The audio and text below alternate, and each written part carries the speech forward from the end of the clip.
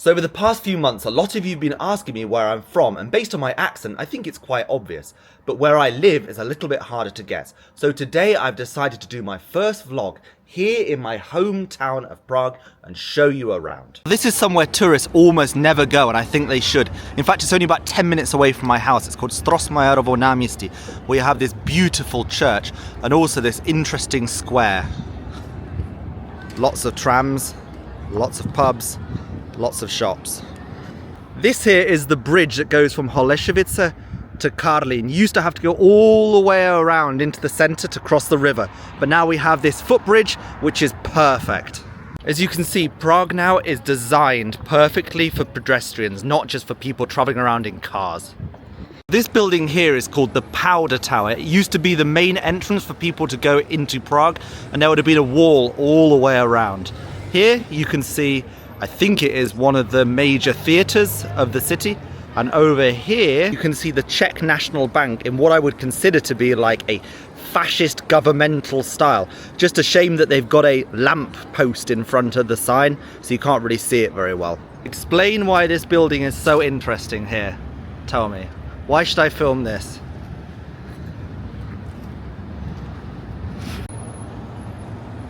Random car outside the Cuban place. Let's have a look who's inside. Nobody. Probably can't see it, it's just a puppet. Oh well. We're now here on one of my favourite streets here in Prague. Let me show you. It's called Pařížská Street, or Paris Street, and you can see all these expensive shops, cool cars going along. You've got the main centre over there you can't see because of the glare, but all these shops like Dior and Halada and Gucci over there. So if you love shopping in Prague and want to go somewhere like Tiffany, Paris Street is the place to go. If you've got a bit of spare money, one thing you can do is hire one of these old-timey cars and see the sights of Prague for only about $50 an hour. I'm now walking onto the Old Town Square, the main square here in Prague. Let me show you around.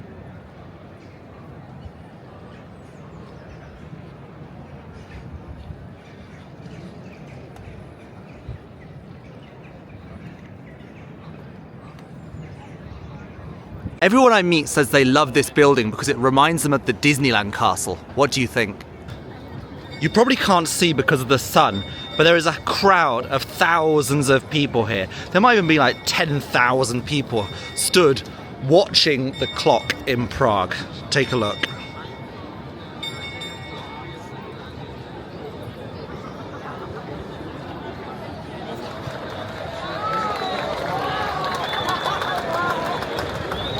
Now today for lunch we're at a place called Loft here in Prague. I always call it the Russian place, but I'll get in trouble for this. It's basically a place for anybody from the former Soviet Union to eat, have a drink and smoke shisha.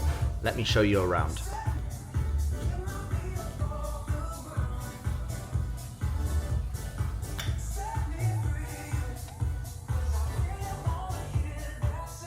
Now on a Saturday afternoon it's pretty empty, but if you came here on a Friday or Saturday night, this place would be packed and people would be singing karaoke right now. Literally nothing here is going to happen for the next 30 minutes, but these people are just stood here waiting for the clock to go off. This city is an endless sea of tourists. Even though it's already September, the summer season is continuing and the streets of Prague are simply full. If you're in any doubt about how many tourists there are here in Prague, take a look at this.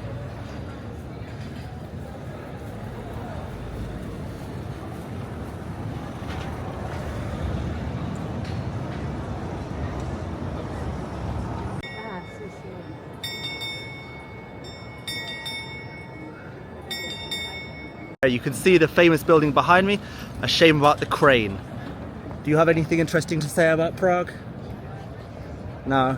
Look, she brought a coat with her. It's 28 degrees. I told her not to bring a coat, but she still brought it with her. This is of course the #1 restaurant in all of Prague. Up there you can see King Wenceslas, and over there, if it will focus, is the National Museum of the Czech Republic. Up there were Ukrainian flags for about 4 years and they've only just taken it down to have an exhibition of Lucy and Selam. No idea who Selam is. I think Lucy is one of the first human specimens out there. As always, very interesting graffiti here in Prague. From up here at the museum, you'd normally have a beautiful view of what is called the Wenceslas Square here in Prague, one of the two main squares. But unfortunately, as always, all this construction is happening and there's so many cars coming through. Because if you can see here, they're building a new tram line that's going to go right down the middle of the square. And many people are not happy because it's going to make it much uglier. The building in front of me is famous because in 1618, the citizens of Prague got fed up of their elected officials and decided to throw them out of the windows to their deaths.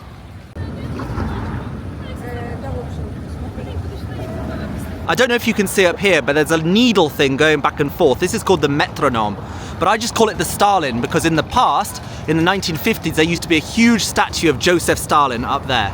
Down here you can see all these boats and some nice walkways. Here's the main river, and over there, if you zoom in, I don't know how to zoom in, you can see the Prague Castle in the distance. Here you've got a clearer view of the Prague Castle up there. It'll take about 15-20 minutes to walk to the top.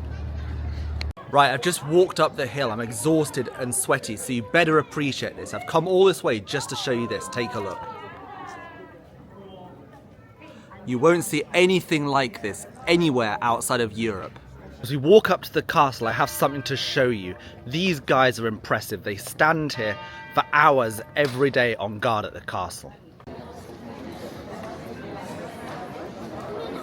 It's a little bit noisy here, but a trip to Prague would be nothing without showing you this beautiful building. This is the main cathedral in Prague. Try to ignore the Spanish guy shouting in the background. If you don't live in Europe, please tell me, have you ever seen anything as beautiful as this? This is one of the reasons why I live in the Czech Republic. The architecture is phenomenal. I know I'm only 33, but I'm still a bit old-fashioned. I don't know why we don't build buildings like this anymore. Why do we build crap like shopping centres and supermarkets and offices and just buildings you in general don't want to look at? Why can't we occasionally just build something like this? I vote that for every shopping centre and every Walmart and every horrible office tower we build at least one building like this. It doesn't have to be 100 stories tall. It can just be something nice to look at to make the city beautiful. Because in Prague and in cities like Budapest, Krakow, you have lots of stuff like this. Why can't we have things like this in America or in England or in just Western countries in general? Why don't we build this stuff anymore? I almost forgot to film the front of the castle before I left. Sadly, you can't really see the soldiers stood there very well, and I'm obviously not going to wait a whole half an hour to see them change the guard, because I have to take you somewhere else, even more interesting. I'd rather forgotten how many people are skateboarding here at the top of the metronome. Take a look.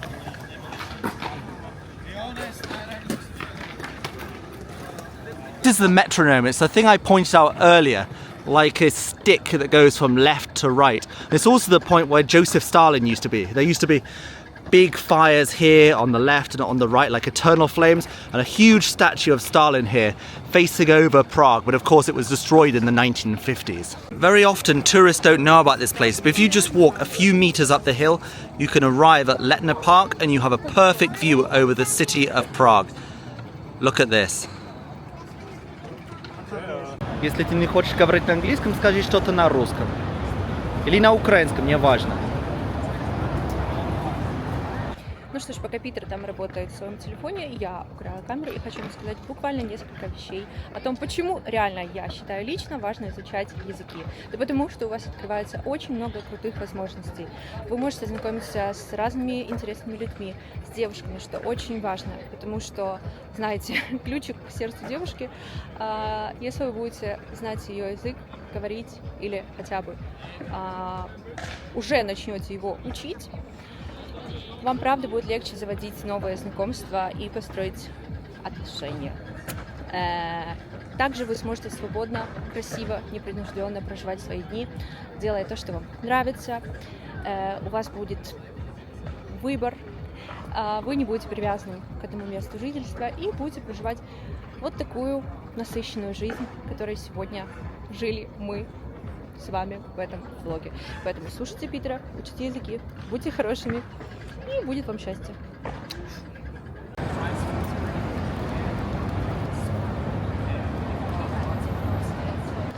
If you've ever been to Prague before, you'll have heard of trdelník, which in English are called funnel cakes. And inside these little pastry cakes, you can put ice cream or any kind of fruits or chocolate on that you want. So we're on the way to dinner now. One last thing we're going to do is we're going to cross the Charles Bridge.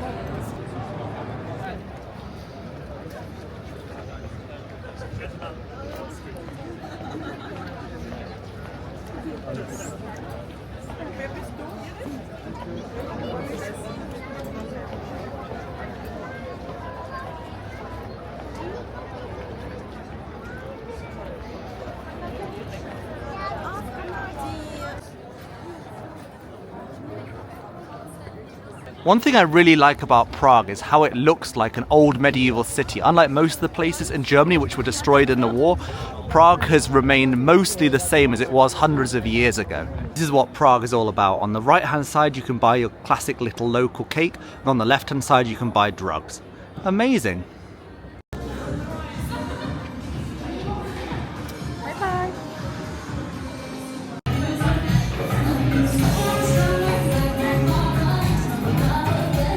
Die erste rechtsaufklingende annehmen.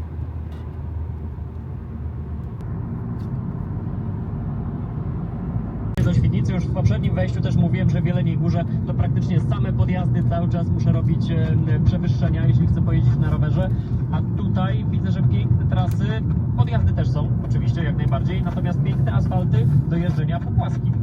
So here you can see Jeszczed. It's a building that the Czechs built on top of a mountain, and everyone says it looks weird, like some sort of UFO. But the reason I came up here was for this view. I don't know how well you can see it, but over here you have the Czech Republic. In the distance there is a power station. I don't know if you can see that, that's Bogatynia. That is actually in Poland, and if you go slightly to the left you have Germany. So this basically here is the border between the Czech Republic, Poland and Germany. The view from up here is amazing. So now that I'm officially a food blogger, I can show you that this is called Řízek. It's like a chicken schnitzel. It's quite popular in Germany and Austria, but also very popular in the Czech Republic. And this is called fried cheese. I don't know why Czech people love to eat this, but it's often given to children. But for some reason, Lilia wants to eat a fried cheese. Hi, Peter. Oh, hello. Let's go. Peter, what do you think about this place? It's all right. Poland. Do you want to drink some burczak? Burczak. Yes. Burczak and beer. You look in the distance, you can see the Czech town of Liberec, which used to be called Reichenberg in German. And just beyond that are the Krkonoše Mountains, which form the border between the Czech Republic and Poland. That's actually somewhere I often go skiing in the winter.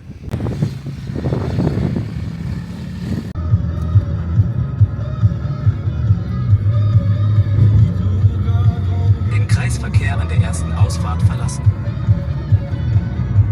Right, we just came into a Ukrainian shop because Lilia wants to buy some kind of ice cream. This place looks pretty cool, look at this. All of these Ukrainian products here.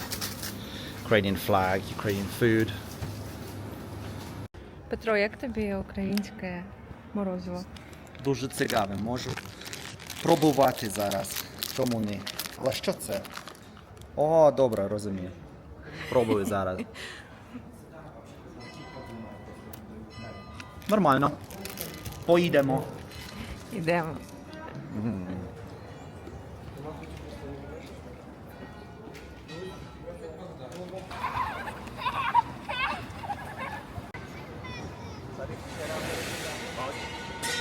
Interesting. So I'm currently in the town of Liberec. This is a typical small Czech town. I'm just going to show you what the main square looks like. It's funny because people here are not used to content creators. So when you're there and you're filming this kind of stuff, you get so many weird looks. But I've been doing this for so long that I really don't care. I'm just going to film everything that I see.